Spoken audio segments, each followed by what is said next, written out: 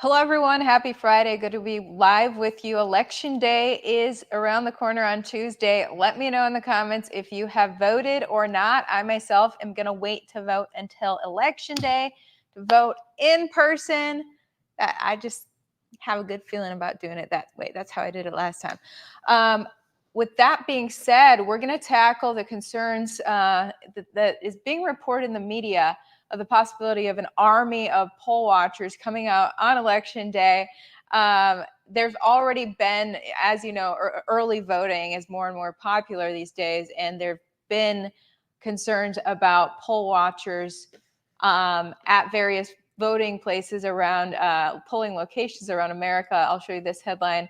The Seattle Times actually reporting, quote, unofficial poll watchers showing up with handguns, tactical military gear. You can see the photo there of the man dressed like he's a part of a militia, just showing right up.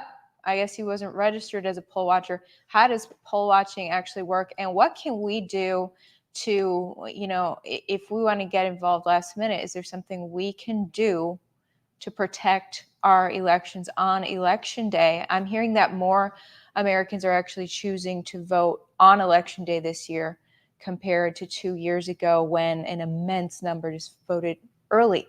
I am going to bring on an election investigator and poll watcher trainer to answer some questions. This woman knows things that I didn't know, that most people should know about the most sacred aspect of being American voting. But she has deep research. I can't wait to hear from her on this. Before she comes on, shout out to the sponsor of my coverage, Noble Gold. Did you know that Noble Gold's team of precious metals experts have helped thousands of worried investors like you to build and preserve wealth through times like these? Find out why gold, silver, and IRAs are the answers to inflation and financial contagion. Talk to a personal precious metals expert today. Oh, and this month, they are gifting a free 3-ounce silver American Virtue coin with every qualifying IRA above $20,000. You can't go wrong with Noble Gold. Call the team now, 877-646-5347 to find out more, or visit noblegoldinvestments.com. With that being said, let's bring on Aubrey. Aubrey, thank you so much for joining me. Thank you for having me. I really appreciate you. Absolutely. So, Aubrey Taylor or Aubrey Cease, is it? Yeah, I don't. I tend to preserve my my true full name just to sort of protect myself. I have been doxxed and harassed already. Really? From the left and rhinos that really don't appreciate what we're doing. Just for educating people on how to vote and secure elections. Yes, on what's going wrong with our elections. So, I have a couple of last names, being married and divorced, but I typically go online. I'm Aubrey C's or 7C's is my online name. But all of the organizations that are really putting their money where their mouth is, I've given them some of my information, so that's how we got in contact, actually. So everybody, I just met Aubrey because I was invited last week to poll watcher training. I decided to swing by this training event, and I sat in, and I was just astounded at how little I know about how the polls are actually supposed to be run, and actually what the poll watchers are entitled to demand confirmation of, and what they should get confirmed to make sure the election runs smoothly. I mean, as a reporter, my news outlet would always have a reporter out there, watching the polls themselves, supposedly, but it was more like a symbolic thing because the reporters are not even aware of this stuff. First of all, is it too late to be a poll watcher on Tuesday? No, it's not too late. There are a few things that you'll need. Every state has their own qualifications and procedures for becoming registered as a poll watcher, and they will need to be adhered to for lawful acceptance into the polls as a watcher. So in Texas, the only things you really need, truly by law, are recently a certificate of completion for poll watchers training. That's what you need. And then you also need an appointment form. Other than that, you can at any time become certified and appointed as a poll watcher, and you can show up and start recording items. This is a sheet of what we ask poll watchers to record certain data. They can do this. They can, if they have an idea of what they're looking for anyways, they can go and look at that. But you just need your SOS appointment form that you just make a little account online. You do like a login and you kind of make your own account. And where do you do that? Your state secretary of state's office? Yes. So you'll go to the Secretary of State's Office of Texas, and it's actually under their poll worker training. That's where the watcher training is too. So it's a little confusing because people think, well, I don't want to be a worker, I want to be a watcher. But that's where they have all of the training for elections. So you'll go there, you'll make your account, you'll put in your name, whatever name you choose to go by, and they'll assign you like a little test. And then so you take that test. As soon as you complete it, it's very easy. It's tedious, it's redundant, but it's easy. And then they'll give you a little certificate of completion. Then it'll print it out with your name. And then the next thing you need is this appointment form. This, you can be appointed by a few different entities. You can be appointed by a candidate on the ballot. You can be appointed by your party. Either the party chair for your county or 3 precinct chairs can appoint you. So I've got an appointment form here from 3 precinct chairs because our party chair doesn't believe that there's anything going wrong and is now decided to become a little bit controlling over who he appoints as a poll watcher. But you can do it still. Wait, there's still you're time. saying, because you and I are both in Texas, you're saying what party chair doesn't think anything's going on? Our county party chair. So Tarrant County GOP party chair. Oh, Tarrant County. Oh, wow. Mm-hmm. Oh, wait. So and the Democrats can appoint poll watchers too if they like. You know. So Democrats and Republicans are pushing back against election integrity? Yes. What's going on?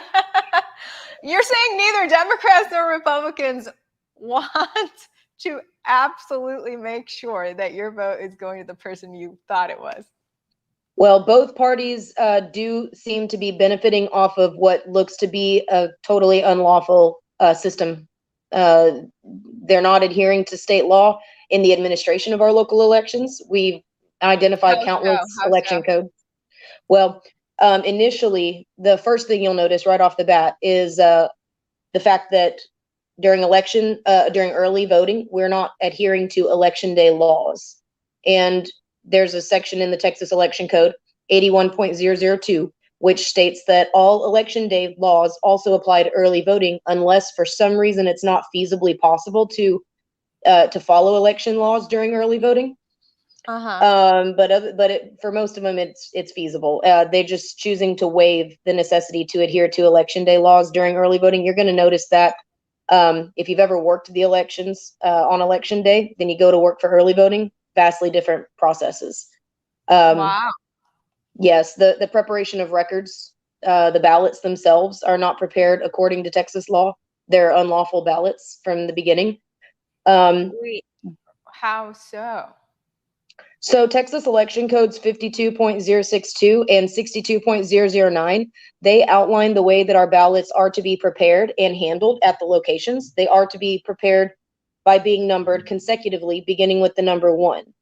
And these voting machine companies have offered programs that circumvent that law, and county election officials are going with the programs these voting machine companies are pushing and ordering blank ballots that are not lawfully numbered in exchange for the voting system software adding their own number to the ballots, which is not consecutive, does not begin with the number 1, and effectively removes our ability to properly track and audit even the ballots that are allocated to each polling location in the county.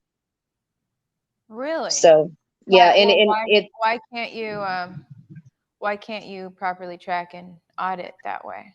So when the ballots are properly numbered according to the law, an entire county will order enough ballots for everyone that's registered in that county plus some, and they will be ordered by being pre-numbered consecutively, beginning with the number 1.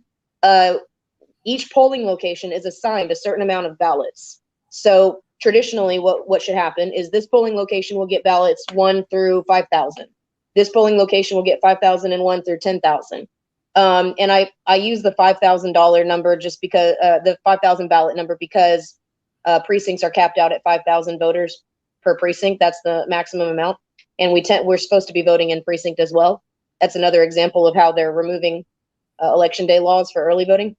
But if we have properly numbered ballots assigned to each polling location, we can very easily track which ballots were used, which ballots were not used, how many remain, and we can make sure that no fraudulent ballots were inserted because we have a log of the ballot numbers that were used. Right now, they're ordering blank ballots. The machines are assigning a number to the ballot. There's no way to properly track. You couldn't tell a fraudulently inserted ballot from a legitimately cast ballot at this point. Wow. That's insane. That might even be too much for the YouTube gods to hear. We might get kicked off with this conversation. Let me show you one of these articles here. In continuing this theme with my headline, Bloomberg saying police will discreetly monitor Arizona voting sites after reports of armed poll watchers. An official at an Arizona county. In an Arizona county where armed activists have stood near ballot drop boxes, said that plainclothes police will discreetly monitor voting sites on election day as concerns of violence mount. Now, what are the rules on what you can bring as a poll watcher? Are you allowed to bring a gun? Are you what's going on? Oh no, no. In Texas, guns are not allowed inside the polling locations in Texas. We definitely make sure that our poll watchers understand that their number one job is to go to the location and to document what's happening.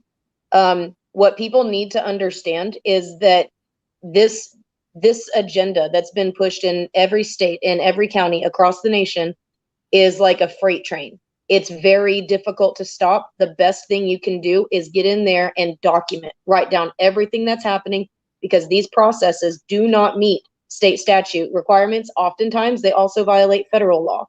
The Help America Vote Act is not our favorite piece of legislation, but it's federal law. And we have evidence that even that is being violated. So the best thing for people to do is just to observe. So you're saying precincts across America are violating federal law?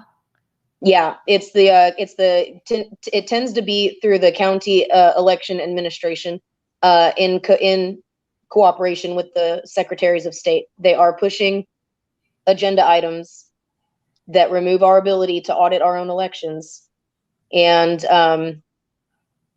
they're fully aware that some of their issuances are not in compliance with their own state statutes. In fact, the Texas Republican Party, we passed one of two resolutions at our most recent state convention, and one of them rebuked the entire 2020 cycle, saying that it was states violated their own laws, and so we don't recognize it as a legitimate process. I'm trying not to offend the algorithm gods, but I appreciate that. This is the most pertinent stuff to, learn. And it's astounding that this is the stuff YouTube is so eager to delete. We'll see how this YouTube video does, but we must continue with the truth. Now, when I sat down at your poll worker training, by the way, I was told that CCDF was you're contracted to help train poll watchers through this new organization called CCDF. I think it's called County Citizens Defending Freedom. And you talked about concerns. You talked about concerns with the Secretary of State's office. Now, let me just say that in 2020, when I was documenting anomalies in that election, I was tipped off. I was told you can go directly to the Texas Secretary of State's office and download their Excel spreadsheets on who's voted early, and you can witness these anomalies yourself. Indeed, there they were. I sent them off to the Secretary of State's office and said, what are you guys going to do about this? Are you guys going to correct this?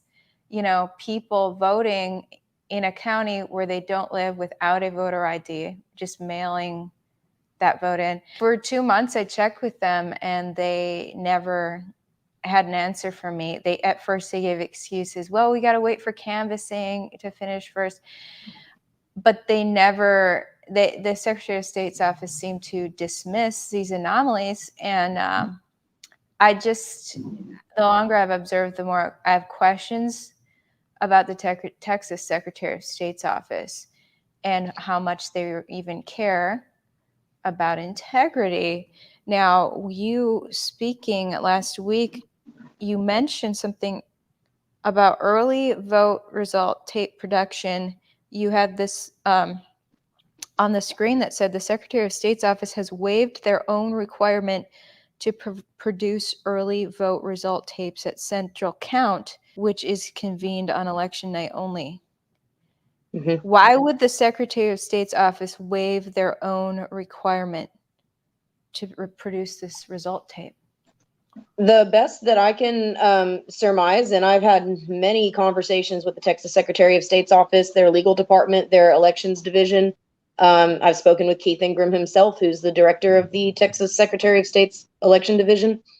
They just don't really take the law as seriously as I believe they should. That's why I make sure to cover the national constitution when I go over that. It's the state legislature's job to write election laws.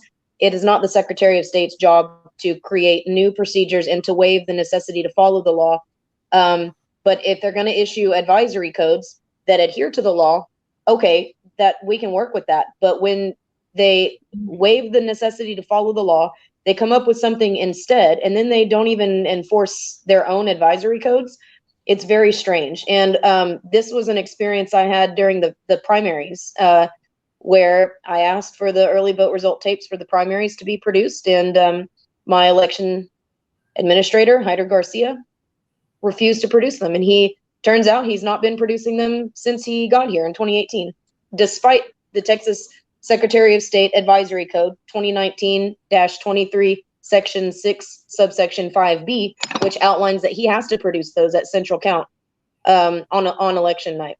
What exactly is an early, or what exactly is a vote result tape? Oh, okay. So these are tapes that are printed directly from the machines that show the totals per candidate from a given polling location. So, and they print them directly from the machine, so that machine knows how many ballots it's counted for that candidate. And those are supposed to be produced not at the end of early voting, because they don't want any early voting results leaked that could potentially sway the outcome of the election and affect a voter's mind. So they want you to wait. They want them produced on election night at Central Count, which is Central Count is convened on election night, and it dissipates after election night. So there's only one time and place where they need to be produced, and Hyder wasn't producing them. And he argued with me for at least 6 months about his requirement to produce them. That night, I told him, you have to produce them. If you don't, you're obstructing me, and I'm going to call the sheriff. He said, call the sheriff. I said, after I call the sheriff, I'm calling the Secretary of State's office. He said, you call the sheriff, I'll call the Secretary of State. So we did that. And I spoke with the sheriff. They tried to refer me to the Secretary of State. I said, no, see, guys, because that's kind of the root of the problem. I'm going to need you guys to come down here and investigate. They said, I don't think we have authority. So they forwarded me to the Texas Rangers, gave me a case number, and I spoke with the Texas Rangers. But while I was doing that, Hyder called the Secretary of State's office, and he spoke with a woman in the elections department who's pretty high up. Her name's Christina. And Christina told him, or he talked her into accepting this, that he could just print a digital accumulation from the V drives and just give me that, as opposed to producing the result tapes like he's statutorily required to produce from the machines. So we've gone round and round about this for 6 months. Are the result tapes actual photocopies of the ballots? No, they are. It's like a tally. It's just like a tally of how many ballots were counted and tallied for this candidate, that candidate, and so we should be able. What's the difference between what he was saying he'd give you and that? So he wanted to, instead of printing them directly from the machines, because we've got heart machines and they remember everything that they've done. Instead of doing that, like he's required to do, he wanted to take the V drives and plug them into a computer and print that up. But for all we know, the data on the V drives could have been manipulated or replaced, and we needed them printed from those machines so that we could audit them, match them up with the numbers that were recorded on the daily logs by the judges at the polling location. It's a whole system where we can match the numbers up. Wow. And he didn't want to do that. Well, he's recently, just a couple months ago, has agreed to start producing those. But he won't give us a time when he's going to actually do it. So he's still kind of dragging his feet about it. He really doesn't want to do it. Wow. Is that something, so if someone's a poll watcher, what should they request at the end of the night at their precinct? So through early voting, the best thing to do is to record the numbers off of the actual screens, which is why we provide these data sheets for them to do that, and to view the daily reconciliation forms. The daily reconciliation forms should match everything that's recorded on those computers. So that's what you can do through early voting. On election night, you can request to see the result tape for election day. They will print that on site, but the early voting result tapes, they won't print yet. But when you leave that polling location and you get down to your county's central count, that's where you can ask to view the early vote result tapes. And you can even initial them. You can take photographs of them. You can do almost anything except you can't damage them. But you can look at those and write all the totals down for your candidates, which we provide on our sheets too. You can write all the totals down from every location throughout early voting and match those up with the daily reconciliation forms, make sure all the numbers match and it all adds up and it looks good. Without those tapes, without the early vote result tapes, we can't verify that at least 60% of our vote was accurate, which in 2 weeks of early voting in Texas, we get at least 60% of our ballots. That's where our 60% of our ballots are cast. So we need to be able to reconcile those numbers. And you said something at poll watcher training about signing. A poll watcher should put their initials on these things. We recommend that. If they're printed on time and you initial them, sort of like election judges, and you can do that. They'll let you do that. I've done that at the polling locations too. When they print the tape, you just say, okay, I'm going to initial that. And it's like a confirmation, like, okay, I watched them print this on time. The issue is with result tapes that are not signed by an election judge or another witness, you never know if they're reproduced. And the machines, their date and times can be easily manipulated. So they could easily, I'm not saying they are doing this. I don't have evidence that this has happened, but theoretically it's very easy for them to reproduce a result tape later after the election is supposed to be certified. By just changing the date and time, reprinting the tape, and it looks like that tape was printed when it was supposed to be printed, even though it might not be. So that's why we recommend people initial the tapes as they're printed, and that way you'll know, say, well, I initialed that tape, and this tape doesn't have my initial on it, but I know I initialed it at that location. So we recommend that just for auditability purposes. All right. Yeah, I know that we mentioned questions about how much the Secretary of State really cares about integrity, and Keith Ingram. So here in Texas, the Secretary of States have really switched out. There's been a few of them in the past few years. They get appointed by Governor Greg Abbott, right? Secretary of State. In Texas, it's an appointed position, not an elected position. Yeah. I think, and prior to working in Texas, I worked for NBC in Minneapolis. And I think in Minnesota, the Secretary of State is elected, which I like that idea a little bit better, that the people choose who this person is that runs such a sacred aspect of our citizenship, elections. Yeah. But I do have one good thing to say about Keith Ingram, who he's like the behind the scenes guy who really runs things at Secretary of State, right? Because he's not the Secretary of State. He just works behind the scenes in their office, and he doesn't get screwed up. But back in 2019 elections here in Harris County, Houston, where I live, I covered that election, smaller local election. It was a mayoral election, and just within like a week before Election Day, Keith Ingram issued a letter to the elections administrator here, which was called the county clerk at the time, letting her know that she was violating law with her plan for transferring vote results. She had scheduled to transfer the results from each precinct to central count through the internet, it was through an intranet, which is hackable. Yeah. And so he stopped her. The raw, authentic, original results, she was just going to send in this risky way. And so he let her know, you're about to violate a big law and we won't have that. So she threw a fuss and said, I guess we got to, deliver everything by hand, which my understanding is you can send one copy through an intranet and then the original copies, isn't it supposed to be a police escort that carries the original copies to central count? Well, the election staff is often who delivers the records, like the physical ballots, and then the V drives and the machines. But we do have these weird things that happen, and the deputies are involved, but they're not as involved as we would like them to be. The deputies have to show up because they have a key to unlock the ballot box, and you need their key plus the election judge's key, and that's so that nobody can get into the ballot box without a sheriff being present and unlocking it. But they don't have the bandwidth to dedicate all of their deputies to transporting that. So typically they're only there for one part of it, the sheriff's deputies.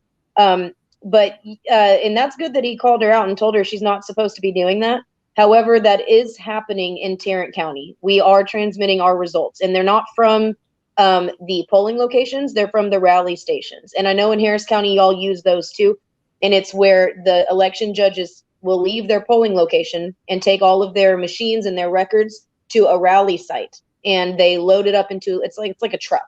And they load it all up into this truck. And then the truck eventually, when it's full, takes that down to central count. We're doing that in Tarrant too. But when our election records are dropped off there, they're being transmitted wirelessly to central count through this tower. They take the V drive, they plug it in, and they transmit it wirelessly. So somehow, which is risky, right? That can be intercepted. Yeah. And so somehow it's literally against Texas statute. Yes, but and they're doing that. What she was doing, how many counties? Yeah, and what she was doing might have been directly a direct violation of that law. And I'm going to look into that to see what's the difference between what she was doing and what we're doing, because I think I have an idea of what it is. Those voting machines, they're not even supposed to be able to connect to the internet. That's the whole claim from the manufacturers. Oh no, they don't connect to the internet. No. So it's illegal for the voting system to be connected to the internet. But what we're doing in Tarrant is they're using a separate device to transmit them. I've recently found out it actually is still a HART device. So it's still part of the voting system. And this process is authorized by Keith Ingram. So it would be great, maybe if you could, maybe even if you could secure an interview with him and let him know, I appreciated what you did in 2019. Can you tell me what the difference is between what you told our EA was illegal and what you've authorized for Tarrant County EA to do at the rally stations? Because it's a big concern. Yeah, he didn't want to interview with me then. Maybe he will now. Who knows? He's hard to get a hold of. He's elusive and he does not like to answer questions. He knows that he's used some power that was allocated to him by the legislature to waive statutes that were enacted by the legislature. He knows that, and he's been sued. He's been taken to court. Really? Yeah. Wow. Here's a question I had, with all the early voting that just became incredibly popular in 2020 with the pandemic, how are those ballots secured for all those weeks leading up to Election Day? I mean, that's a sacred stack of stuff. Yeah. That you're waiting to count, because they don't get counted until Election Day. So you want to make sure that they're not tampered with for that many weeks. I remember stopping by back in 2020. I was covering a malfunction with some machines at one polling place. So I show up to interview someone at that polling place, and I noticed a pile of ballots, and this wasn't during early voting. And there's just this heap of like hundreds of ballots just on a counter back there. I'm looking like through the receptionist window at this polling place, and I'm seeing like a pile of ballots just sitting, election workers milling around. I'm like, shouldn't these be more secure?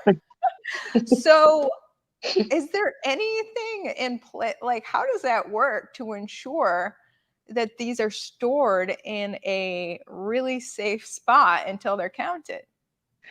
So hopefully those ballots that you saw were had not been marked on yet. Hopefully they were like about to be used, but Like that's they the were mail. It looked like they were mail-in ballots that was just a stack of envelopes. So the chain of custody is a huge deal. As well as seals. So at the early voting locations, they seal the ballot boxes and ballot bags every night. In fact, they're not even supposed to cut those seals until the ballot box, the bag inside the ballot box is full, and those bags can hold up to 3,000. 3,000 ballots. So it's supposed to stay sealed, and the seal should match every single day. So if it's in-person voting, the seal needs to match, and you can go in there and observe that as a poll watcher. As far as the handling of mail-in ballots, that's something that you can observe at your central count ballot board, and that's totally something that poll watchers can go and observe as well. When you get this appointment form and it says location up here, you just put in ballot board, and you can go in there and say, hey, what's up, what are you doing? And you can ask to see the chain of custody for everything, and including the ballots when they arrive and they're in their security envelopes. You can watch the signature verification, which is what they'll do prior to deciding whether a ballot is, should be cast. Then they'll eventually remove them from their security envelopes, and that might have been what you saw, is a stack of ballots that were either about to be tabulated or had already been tabulated. That's also where they do the adjudication of ballots, is in the ballot board.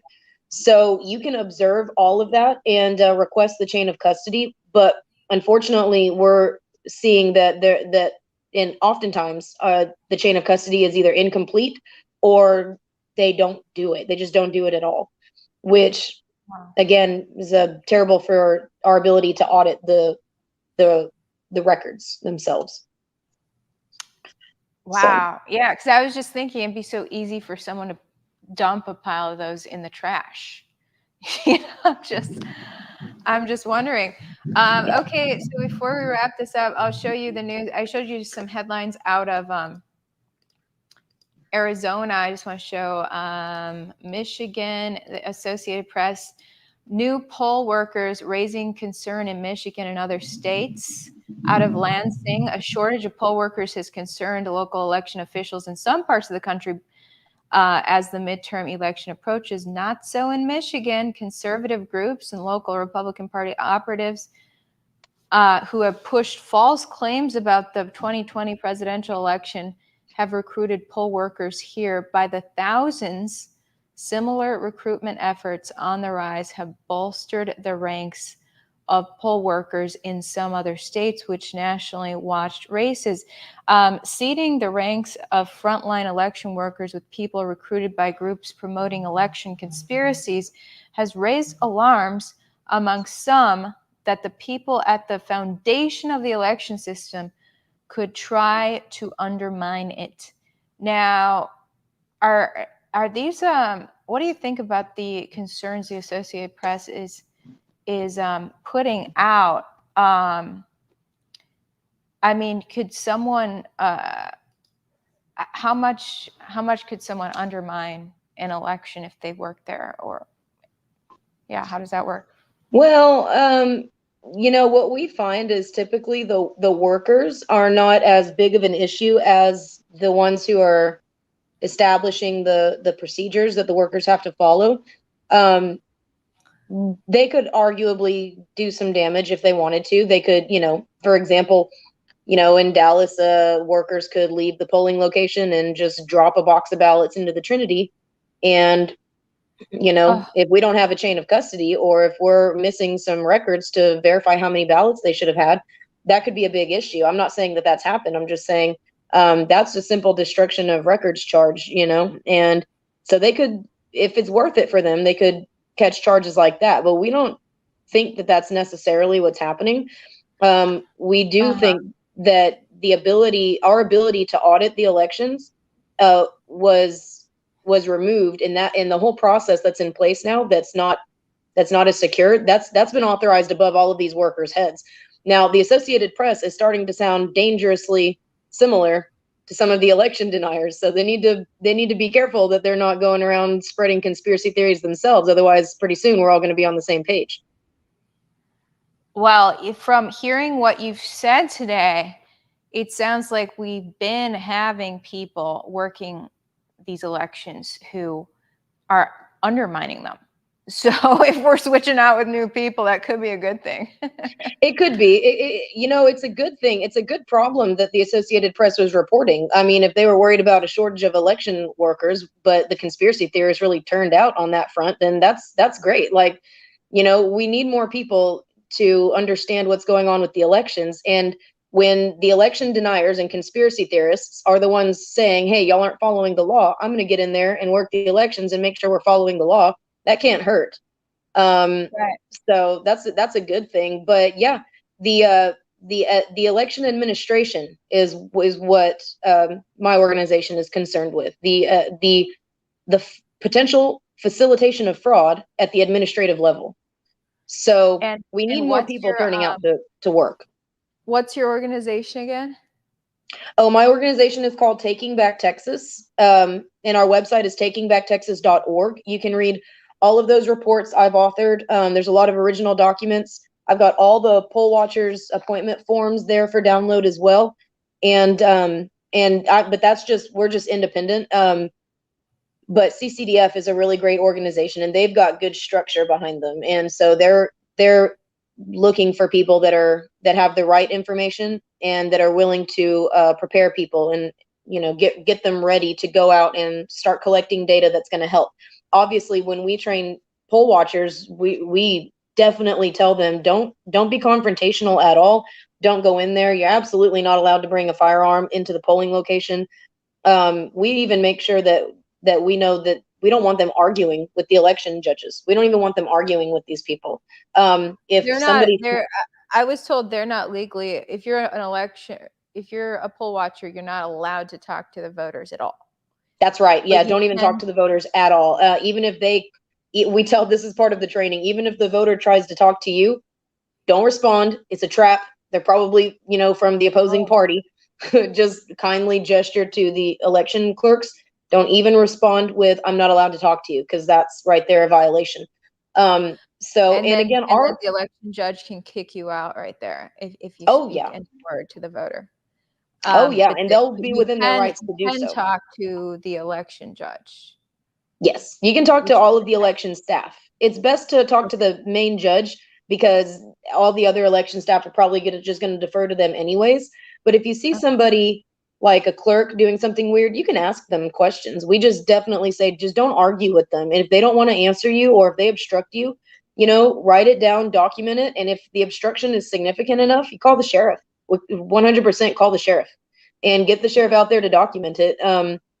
I've been assaulted by an election worker, and I had the police come, and I had the option to press assault charges, which I didn't, because I've been assaulted before. And what they did was really just like, they kind of slapped my hand. So it wasn't like I wasn't hurt or anything, but I could have pressed assault charges if I wanted to be bitter, but I didn't. Wow.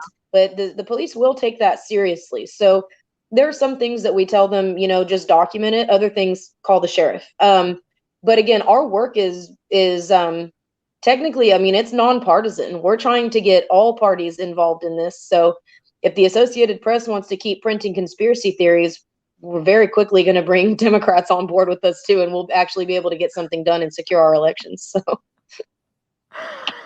Okay, so just to recap, if you can't on Tuesday just show up as a poll watcher, you got to sign up on the Secretary of State's office first. Yeah, go take the course, and I'll show you again kind of what it looks like. So you go and you get your certificate of completion, this top thing, and then you print out this appointment form. And Uh-huh. it's easiest right now to, if you have a candidate that's appointing poll watchers, contact them. If you don't, contact 3 of your Patriot Party precinct chairs and say, will you appoint me? But it's best to get trained up by an organization like mine, or there's a few others out there that are doing a really good job, but you legally have to take this course. It's a maybe 45-minute course. It's free. And at the end of it, they'll give you the certificate you just printed off. Make copies, because you want to be able to give. Say you want to go to a polling location and then to central count.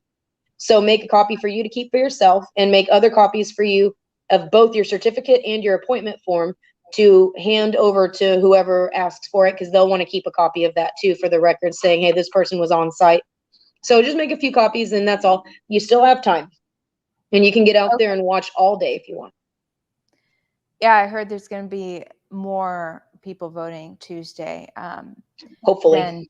than 2 years ago on Tuesday, where most people voted early. I know when I went to vote on election day in 2020, that my polling place was empty, which was pretty sad. I knew everyone had voted early, and who knows what had happened with those ballots. Okay, so let me if you were a reporter in Houston on election night, where would you go? Central count. Okay. I'd be at central count. I'd get appointed as a poll watcher if I was a reporter, just to have all the bases covered. And I'd be at central count. Awesome. Okay. Sounds good. Okay, well, thank you so much. And again, people can go to Aubrey's website, takingbacktexas.org. All right. Thank you so much, Aubrey. Thank you for being the only reporter that's cared enough about what's going on to try and learn more and share out the info. Absolutely. Yeah, I wish more people cared more. Thanks for what you are doing. And everyone, go out and vote on Tuesday for sure. All right, we'll see you guys later. Bye.